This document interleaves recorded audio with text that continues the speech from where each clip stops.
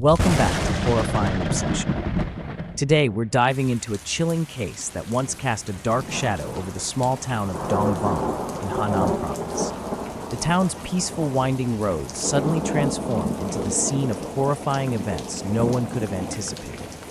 In the dead of night, in May 2010, a series of brutal attacks brought a wave of fear upon the women of this quiet town. He, a mysterious figure cloaked in darkness, appeared when everyone was deep in slumber. This case sent the entire town of Dongvan into an endless nightmare of terror. So, what really happened, and who was the sinister perpetrator? Let's uncover the truth together in today's video. On a quiet night in mid-May 2010, darkness fell upon Dongvan, a small town nestled within the mountains of Henan province. Normally, the town is calm and serene, with winding roads that give it a peaceful atmosphere. But that night, no one knew that a series of terrifying events would drag the entire town into an unrelenting nightmare. Out of nowhere, brutal attacks on women began happening throughout Dongvan. Within just a few weeks, 3 women had been assaulted while walking alone in the dark, each one threatened with a sharp knife. The terror these victims experienced ran so deep that they were too traumatized to report the attacks immediately, making it difficult for the police to gather evidence. There were no clear leads to track down the assailant. Rumors spread throughout the town, and people began to describe a shadowy figure emerging in the night.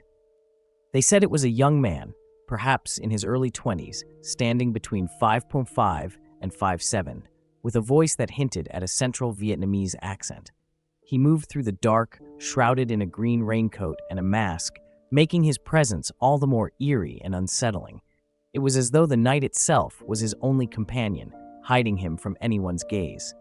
The police force in Dongvan, led by Chief Luang Hui Tu, swiftly took action. Chief Tu, a seasoned officer with over 30 years of experience, was known for his dedication. However, this case seemed to be slipping beyond his control. The lack of evidence and inconsistent testimonies from the victims made the investigation incredibly challenging. Whenever the victims tried to recall the attacker, they could provide no meaningful details beyond his height and voice. The darkness had cloaked all truths. As night fell, fear spread like wildfire throughout Dongvan. Women no longer dared to walk alone on the empty streets. Cafes, morning markets, and any place where people gathered buzzed with whispers of the mysterious figure in the green raincoat. He could be anyone. People began to wonder if the attacker was one of their own, someone they had known for years, smiling at them daily, but harboring a dark and terrifying secret. Chief Luang Hui Tu felt the pressure mounting on his shoulders. "We must catch this man," he declared during an emergency press conference.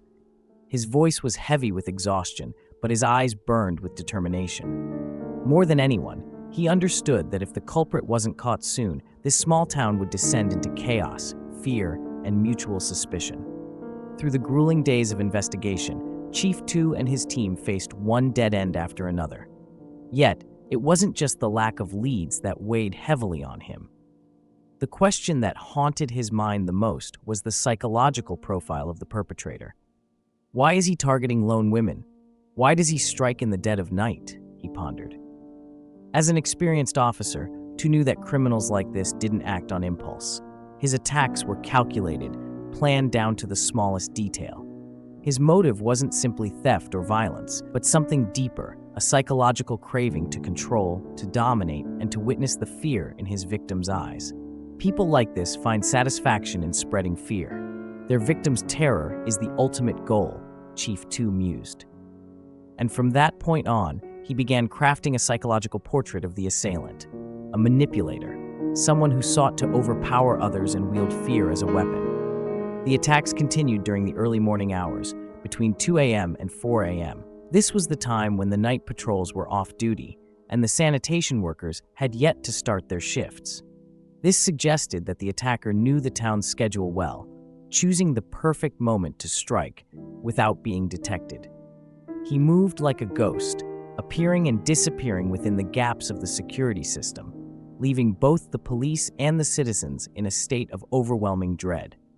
This insight into the timing of the attacks caught Chief Tu's attention. The perpetrator not only picked the right moments to strike, but showed a deep understanding of the town's routines. This could only mean one thing: the attacker wasn't an outsider. Chief 2 deduced that the criminal must be someone who had lived in Dongvan for years, or, at the very least, was highly familiar with its every corner and street.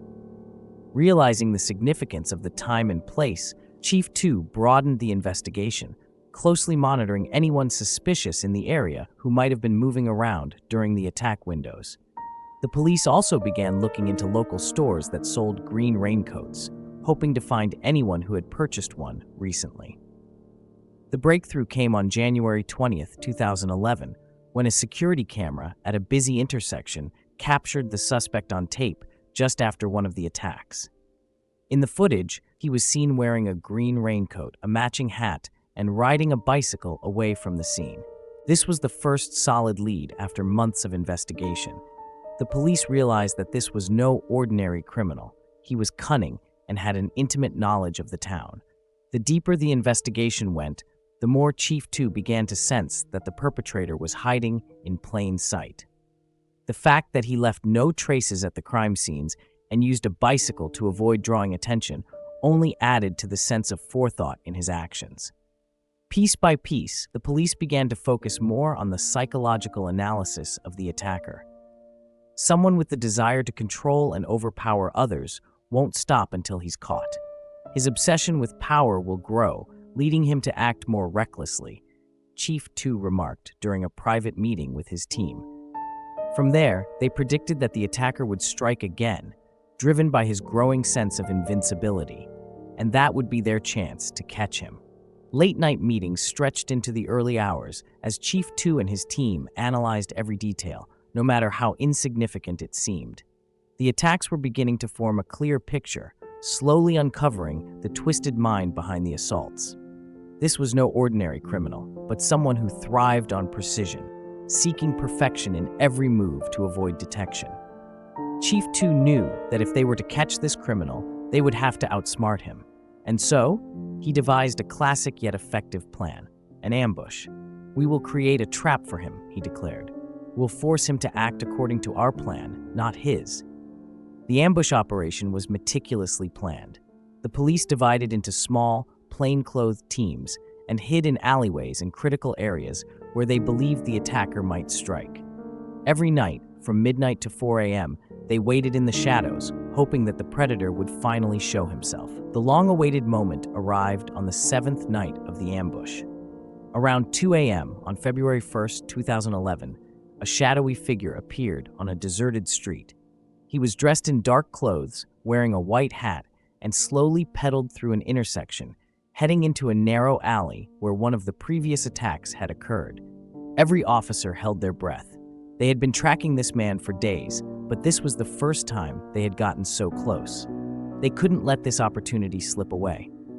But just then, a routine police patrol car, unaware of the undercover operation, passed by the area.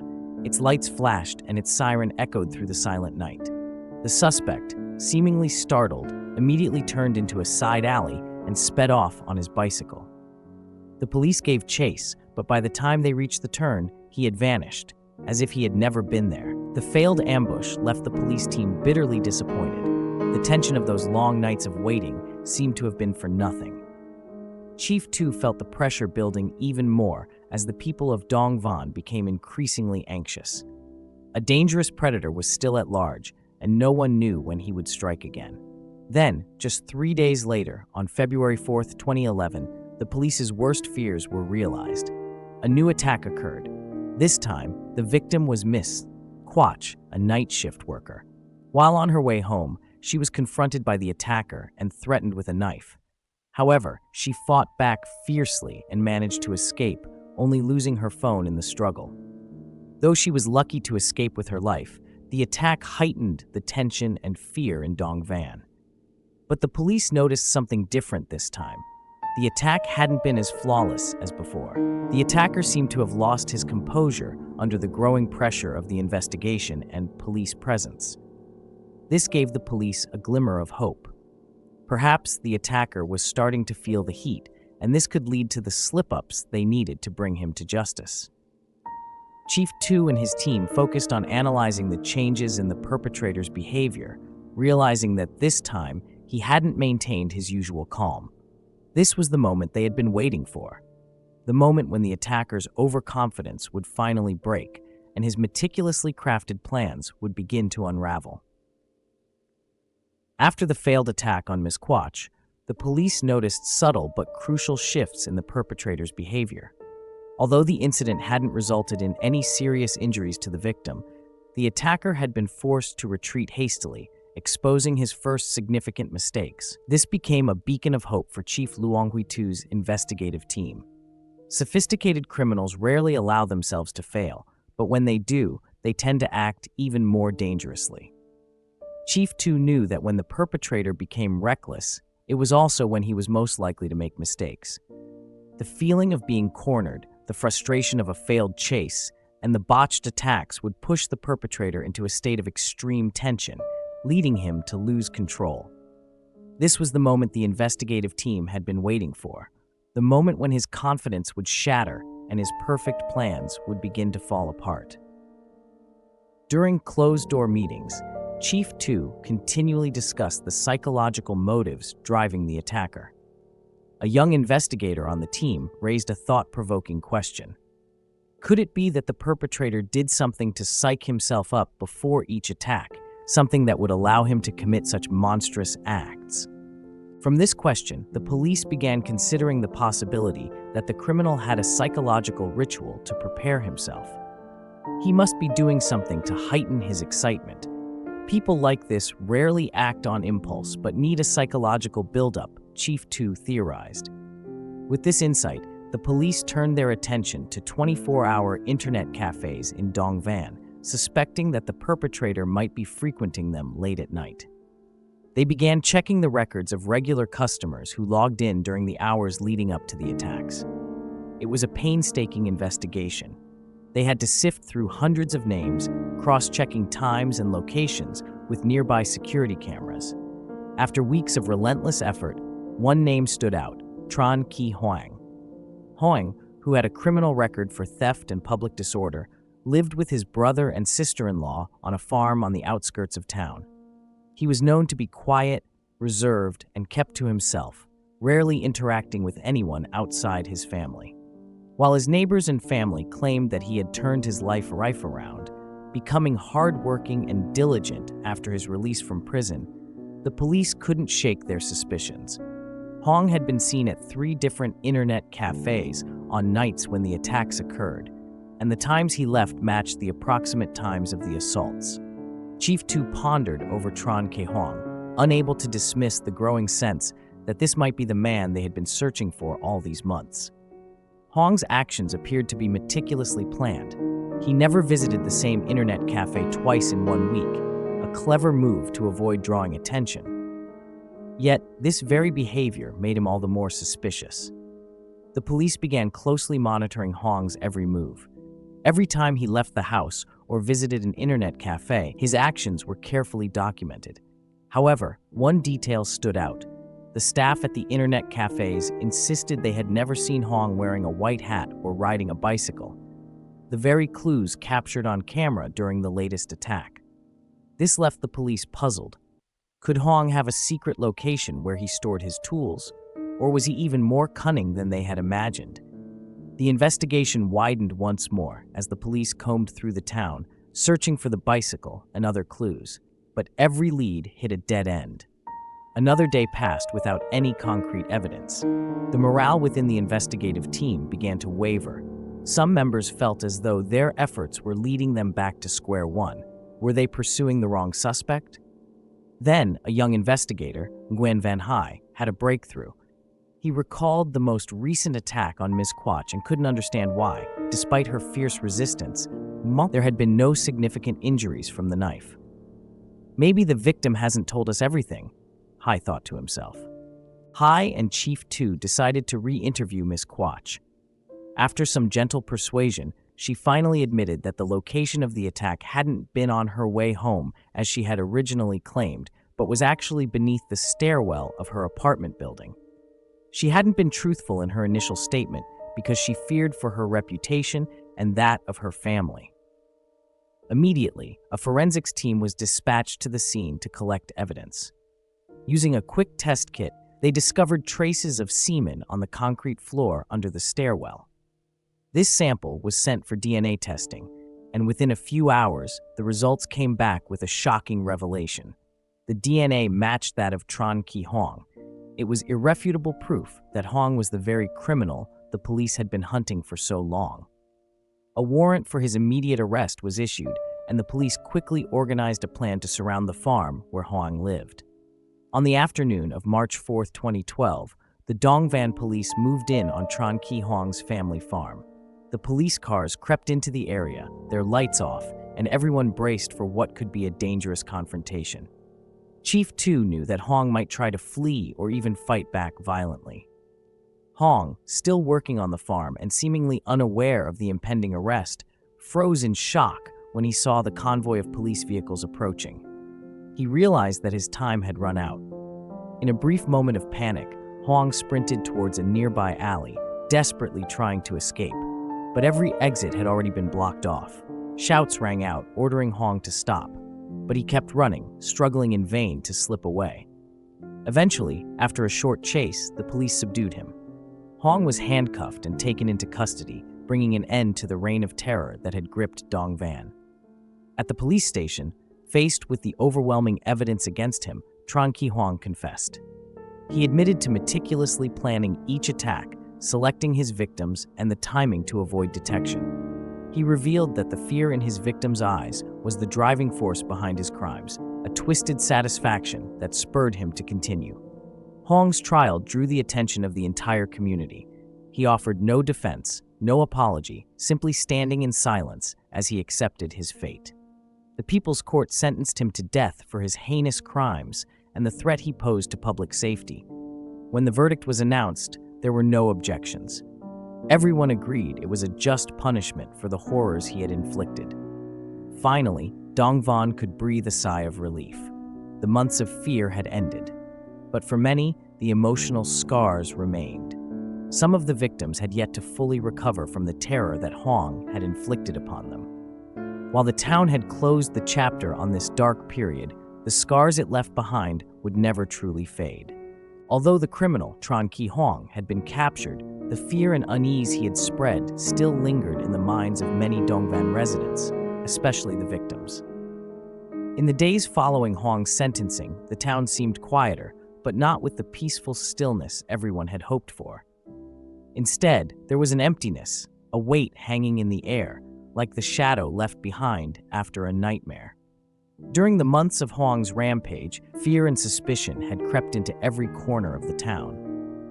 Even though the women knew the attacker had been caught, they still didn't dare walk alone after dark. Cafes and morning markets, once buzzing with gossip about the man in the green raincoat, were now eerily quiet. And the story of Hong still lingered in every conversation. One of the first victims, Miss Mai, shared that even though the attacker had been caught, the psychological scars would never heal. "I used to be such a strong person," Ms. Mai said, her voice dropping as she recalled the painful memories. "But ever since he attacked me, I've been living in fear. Even though Hong has been arrested, I still can't trust the safety around me." Every night, she still saw Hong's face in her mind, his masked face, his cold, empty eyes. Every small noise, every shadowy figure made her jump, reminded her of the moment she was held at knife point. Similarly, Miss Quach, the last victim who narrowly escaped thanks to her quick thinking, was still emotionally shaken, despite surviving the ordeal. "I feel guilty for not being truthful from the start," she admitted tearfully. "If I had provided more accurate information earlier, maybe the police could have caught him sooner and prevented him from attacking others." Though her friends and family offered her comfort, she couldn't shake the feelings of guilt and shame. To her, not being honest at first was a burden she couldn't let go of. For the police, capturing Tran Ki Hong marked a significant success, but it was also a hard-earned lesson. In a press conference after the case, Chief Long Hui Tu shared, "We did everything we could, but this case has taught us some difficult lessons. Not every case can be solved immediately. The criminal was highly sophisticated, and ensuring public safety is always our top priority."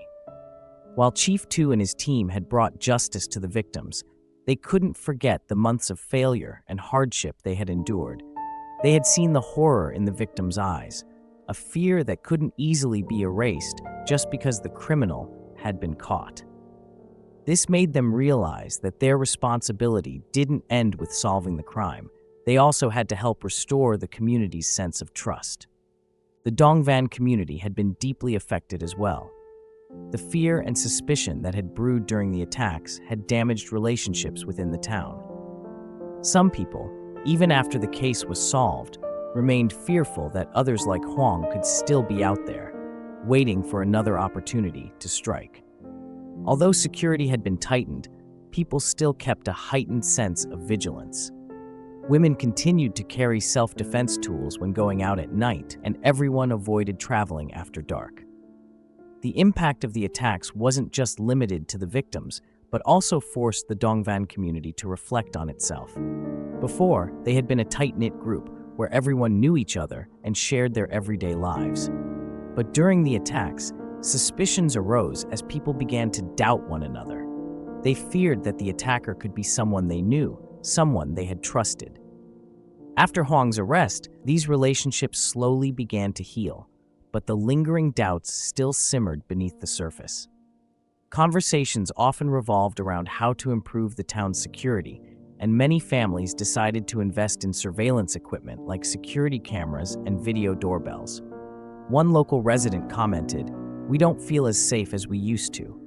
Even though the criminal has been caught, our sense of security has been shaken. We've learned that nothing is absolute, and that makes us more cautious in everything we do." However, in the midst of fear and suspicion, there were also signs of hope. Over time, the town of Dongvan began to find ways to heal its wounds. Community organizations and psychological workshops were organized to help the victims recover from their trauma. The local police also stepped up their public awareness efforts, teaching people how to protect themselves and reinforcing security measures to ensure that such a tragedy would never happen again. Some victims, like Miss Quach, found peace through therapy. Although the painful memories could never be fully erased, over time, they learned to accept and confront them. "I'll never forget what happened, but I won't let that fear control my life anymore," Miss Quach said. The story of the man in the green raincoat has come to an end, but the lessons it left behind still resonate. This isn't just a story about crime, it's also a story about pain, recovery, and the strength of a community when facing adversity. Dongvan, though a small town, has emerged stronger from this case. They've learned that crime isn't always easy to recognize, but through patience, determination, and trust, they've found justice for the victims. Above all, they've learned not to let fear dominate their lives, but instead to face it, overcome it, and rebuild a better future. And that's the full story of the man in the green raincoat, the haunting figure that terrorized Dongvan. Although justice has been served, the scars left behind in the hearts of the victims will remain. The months of horror are over, but the lesson of vigilance and community spirit lives on. What are your thoughts on this case? On the vile actions of the criminal? Share your thoughts so we can discuss them together. Thank you for watching Horrifying Obsession. Don't forget to like, share, and subscribe so you won't miss the next chilling story I bring to you. See you in the next video.